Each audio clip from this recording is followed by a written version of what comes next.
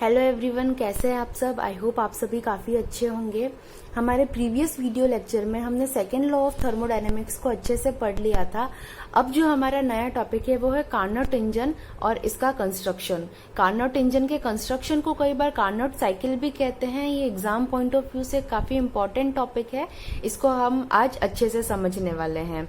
तो देखो बच्चों, कार्नोट इंजन जो है इसका कंसेप्ट एक फ्रेंच इंजीनियर थे, उसके साथ साथ में वो फिजिसिस्ट भी थे जिनका नाम था सेड कार्नोट।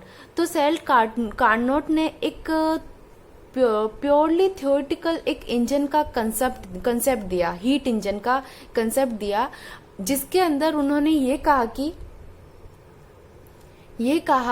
कि जो मेरा जो हीट इंजन है, यानी कि कार्नोट का जो हीट इंजन है वो रिवर्सिबल हीट इंजन है।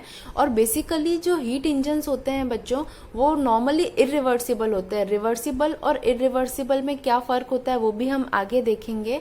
और हीट इंजन क्या होता है, सबसे पहली बात तो ये आ जाती है। तो हीट इंजन एक ऐसी मशीन है या एक ऐसा डिवाइस है जो हीट एनर्जी को कन्वर्ट करता है मैकेनिकल एनर्जी के अंदर। अगर मैं उसे हीट दूं तो वो क्या करेगा, रोटेट करेगा या कुछ भी ऐसा एक्शन करेगा जिसकी वजह से हमारा जो मैकेनिकल वर्क डन है वो क्या हो जाएगा, कंप्लीट हो जाएगा। तो इस तरीके के डिवाइसेस को वी कॉल्ड हीट इंजन। तो कार्नोट ने ऐसी थ्योरी दी और कार्नोट ने ये पूरा अपना इंजन बताया जो पूरी तरीके से क्या था, थ्योरेटिकल बेस्ड पर था। इस लाइन को आप गौर करना, इस लाइन पे, कि ऐसा इंजन है जो फिजिकली एग्जिस्ट नहीं करता है, जो सिर्फ और सिर्फ जिसकी कल्पना की जा सकती है या जिसको थ्योरेटिकल हम लोग पेपर्स में उतार सकते हैं, इस टाइप का इंजन हम लोग बना नहीं सकते, फिजिबल नहीं है ये इंजन। तो देखते हैं हम कार्नोट इंजन के बारे में। स्टार्टिंग में अगर एग्जाम में आएगा तो कैसे लिख करके आएंगे। A heat engine is a device which converts heat energy into mechanical work. Sale Carnot, a French engineer, put the idea of an ideal heat engine. heat engine कैसा है, आइडियल है, और एक्चुअल में आइडियल केस कुछ होता ही नहीं है, है ना। Ideal heat engine which is reversible heat engine. यहाँ पर देखो दो टर्म है, एक तो क्या है ये आइडियल है और दूसरा क्या है ये कैसा है, रिवर्सिबल है। तो देखो बच्चों, एक टर्म आती है रिवर्सिबल और इरिवर्सिबल हीट इंजन। ऐसा इंजन जो क्या करे, सोर्स से सिंक में टेम्परेचर को ट्रांसफर कर सके और उसी के साथ सिंक से भी सोर्स में टेम्परेचर को ट्रांसफर कर सके। देखो सपोज करो ये क्या है, मेरा सोर्स है और यहाँ है मेरा सिंक, ठीक है। सोर्स और सिंक हीट इंजन के अंदर दो टेम्परेचर रिजर्वायर होते हैं। रिजर्वायर का मतलब होता है, हिंदी में हम रिजर्वायर को बोलते हैं भंडार, जिसमें इमेंस अमाउंट ऑफ क्या है, हमारे पास में हीट प्रेजेंट रहती है। तो देखो ये सोर्स है जिसका टेम्परेचर सपोज करो मैंने T1 माना है, और ये सिंक है जिसका टेम्परेचर मैंने T2 सपोज किया है। तो रिवर्सिबल का क्या मतलब हुआ कि ये यहाँ पर मेरा कोई भी इंजन है इनके बीच में, तो ये इंजन अगर मेरा रिवर्सिबल होगा तो वो क्या करेगा, वो यहां से टेम्परेचर लेकर के इधर ट्रांसफर कर सकता है और यहां से टेम्परेचर लेकर के इधर ट्रांसफर कर देता है। ये कंसेप्ट होता है रिवर्सिबल का। लेकिन अगर इरिवर्सिबल होता, इरिवर्सिबल का मतलब है सिर्फ वो सोर्स से टेम्परेचर लेगा और सिंक के अंदर टेम्परेचर ट्रांसफर कर सकता है, ये वाला जो फिनोमिना है वो इरिवर्सिबल के अंदर पॉसिबल नहीं है। तो ये डिफरेंस है रिवर्सिबल और इरिवर्सिबल में। इसमें हम ज्यादा जो है विस्तार में बात आगे करेंगे, ठीक है। अब हम लोग देखते हैं इसकी सबसे important line, that this engine is purely based upon the theoretical consideration, there is no physical consideration of these kind of engines, ठीक है। अब इसने कार्नोट ने इंजन के अंदर अपने क्या क्या कंसेप्ट दिया, उसके अंदर कौन कौन सी चीजें थी वो हम देखते हैं। तो सबसे पहले कार्नोट ने एक सिलेंडर को कंसीडर किया बच्चों। ये जो सिलेंडर है उसकी क्या क्या खासियत थी कि इस सिलेंडर के अंदर एक पिस्टन उसने लगाया, और ये पिस्टन कैसा था, फ्रिक्शन लेस पिस्टन। देखो कोई भी पिस्टन या कोई भी हमारा जो वर्क कर रहा है object, that can never be in frictionless condition. सिर्फ और सिर्फ ideal condition we can suppose कि ये फ्रिक्शन लेस है, बट एक्चुअल में फ्रिक्शन लेस नहीं हो सकता। आप सपोज करो ऊपर से नीचे मैं इसको मूव कराऊं और फ्रिक्शन काम नहीं करे, is this possible? No, it is not possible, है ना। तो इसलिए उसने क्या कंसीडर किया कि ये जो पिस्टन है इस सिलेंडर का वो कैसा है, फ्रिक्शन लेस है। दूसरा, उसने जो सिलेंडर की वॉल्स मानी, जो कर्व्ड वॉल्स है सिलेंडर की, उसको माना इंसुलेटर वॉल्स है। और तीसरा, जो इसका बेस है, इसका जो तला है, उसको उसने माना कंडक्टिंग है वो। तीन मैं वापस रिपीट करती हूँ। सबसे पहले कार्नोट ने एक सिलेंडर को कंसीडर किया जिसके ऊपर क्या है, फ्रिक्शनलेस पिस्टन लगा हुआ है। सेकंड थिंग, इसकी जो वॉल्स है, कर्व्ड वॉल्स है, उनको इंसुलेटर वॉल माना है, यानी कि उसमें हीट का और इलेक्ट्रिसिटी का कोई भी आदान प्रदान एक्सचेंज नहीं हो रहा है। और थर्ड पॉइंट इज, इसका जो बेस है उसको हमने क्या माना है, कंडक्टिंग बॉटम माना है। इसका जो बॉटम है उसको कैसा माना है, कंडक्टिंग है, वो इंसुलेटेड नहीं है, ये हीट को भी एक्सचेंज कर सकता है, ये इलेक्ट्रिसिटी को भी एक्सचेंज कर सकता है। उसके अलावा उसने 3 चीजों और कंसीडरेशन में लाई। उसके अंदर जो फर्स्ट था वो था सोर्स। यहाँ पर TH टेम्परेचर लिख रखा है मैंने सोर्स का, इसको अपन T1 भी लिख सकते हैं, है ना। और सेकेंड इज सिंक। सिंक का टेम्परेचर TC लिख रखा है, हम इसको T2 भी लिख सकते हैं। कई जगह पर T1 और T2 से रिप्रेजेंट किया जाता है, कई जगह पर TH और TC से रिप्रेजेंट किया जा सकता है। TH stand for temperature of hot source और TC represent the temperature of colder medium और कोल्डर सिंक, है ना। क्योंकि यहाँ पर हमेशा जो T1 का जो टेम्परेचर है, T1 is always and always greater than T2 रहता है, यानी कि जो सोर्स का टेम्परेचर है वो हमेशा सिंक के टेम्परेचर से क्या रहता है, ज्यादा रहता है। अब सोर्स क्या होता है, सिंक क्या होता है, और उसके बाद में आता है एक इंसुलेटिंग स्टैंड, ये क्या होता है वो भी हम देखेंगे। तो सबसे पहले हम बात करते हैं सोर्स की। सोर्स बच्चों एक ऐसा हीट रिजर्वायर होता है, हीट रिजर्वायर का मतलब है ऊष्मा का एक तरीके से ऐसा भंडार जिसके अंदर से हम लोग कितने भी हीट को क्या कर सकते हैं, ले सकते हैं, कितना भी हीट ले सकते हैं। तो सोर्स को उसने माना कि एक हमारे पास में हीट रिजर्वर है जिसकी इनफाइनाइट हीट कैपेसिटी है, जिसकी जो हीट कैपेसिटी है,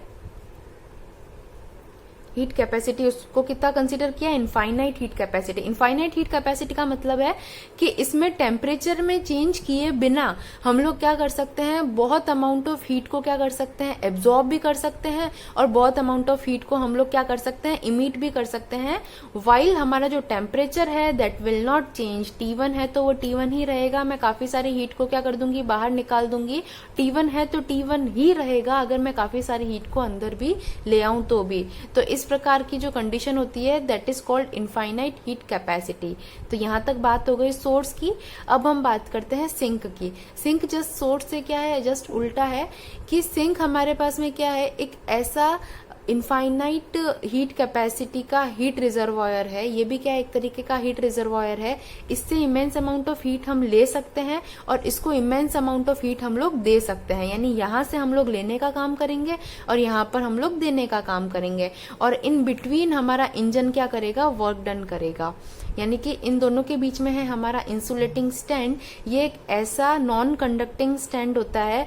जब इस सिलेंडर को हम इस स्टैंड पर रखते हैं बच्चों, तो इसका बॉटम कैसा है, कंडक्टिंग होता है, यानी कि हीट को ये एक्सचेंज कर सकता है। बट जब हम लोग इसको इंसुलेटिंग स्टैंड पर रखेंगे तो ये पूरा का पूरा जो अरेंजमेंट है वो किस में कन्वर्ट हो जाएगा, पूरा इंसुलेटर के अंदर कन्वर्ट हो जाएगा। यानी कि जब ये बॉटम यहाँ पर रखा जाएगा, इसका बेस हम यहाँ पर रख देंगे, तो ये इसका बेस भी क्या करेगा, हीट को एक्सचेंज नहीं कर सकता है। यानी अगर मुझे इस पूरे एडजस्टमेंट को या पूरे अरेंजमेंट को नॉन कंडक्टिंग बनाना है तो I will use this insulating stand. और कैसे हम लोग यूज करेंगे that we will look in further videos. ठीक है, तो यहाँ तक आपको ये सब कुछ समझ में आ गया, क्या क्या कार्नोट इंजन का क्या था, हमारा अरेंजमेंट था। अब एग्जाम में अगर आता है तो कैसे हम पॉइंट्स के अंदर लिख करके आएंगे। तो इसके कंस्ट्रक्शन के अंदर हम देखेंगे सिलेंडर, सोर्स, इंसुलेटिंग स्टैंड और सिंक के बारे में। तो आइए हम देखते हैं। फर्स्ट हम लोग बात करेंगे कंस्ट्रक्शन ऑफ कार्नोट इंजन के अंदर सिलेंडर की। तो सिलेंडर जो हमने देखा था उसके अंदर क्या देखा था कि it has non conducting walls but the base is conducting. Walls जो थी कर्ड वो कैसी थी, इंसुलेटर वॉल्स थी, तो हमने इसको कर दिया कुचालक या नॉन कंडक्टिंग वॉल्स रहती है। बट इसका जो तला रहता है, इसका जो बेस रहता है वो कैसा रहता है, कंडक्टिंग रहता है, यानी कि चालक रहता है। परफेक्टली कैसा रहता है, नॉन कंडक्टिंग, एक परफेक्टली नॉन। अब बात कर रहे हैं हम पिस्टन की, जिसको हम लोग सेकंड पॉइंट भी दे सकते हैं, यहाँ पर हम लोग एरो लगा देते हैं। अ perfectly non conducting weightless and frictionless piston is fitted inside the cylinder. हमने देखा था सिलेंडर के अंदर क्या था, पिस्टन फिटेड था, और जो कैसा था, परफेक्टली नॉन कंडक्टिंग होता है, वेटलेस होता है और फ्रिक्शनलेस होता है।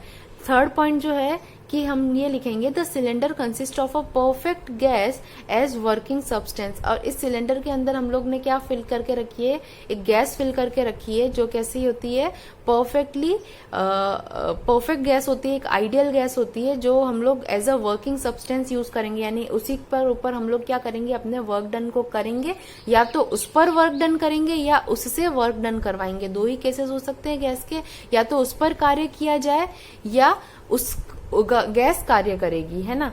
सेकंड जो हमारा कंस्ट्रक्शन का पॉइंट है वो है सोर्स। सोर्स क्या था बच्चों, सोर्स हमारा एक ऊष्मा का भंडार था जिसकी हीट कैपेसिटी कितनी थी, इनफाइनाइट थी, यानी कि उसमें उससे हम जितनी भी हीट ले लें उसके जो टेम्परेचर के अंदर कोई भी चेंजेस नहीं आएंगे। तो इसी को हम लोग ने पॉइंट्स में लिखा है that it is a reservoir of heat kept at very high fixed temperature T1। इसका जो टेम्परेचर है वो कैसा रहता है, T1 रहता है, और कैसा रहता है बच्चों, फिक्स्ड रहता है ना।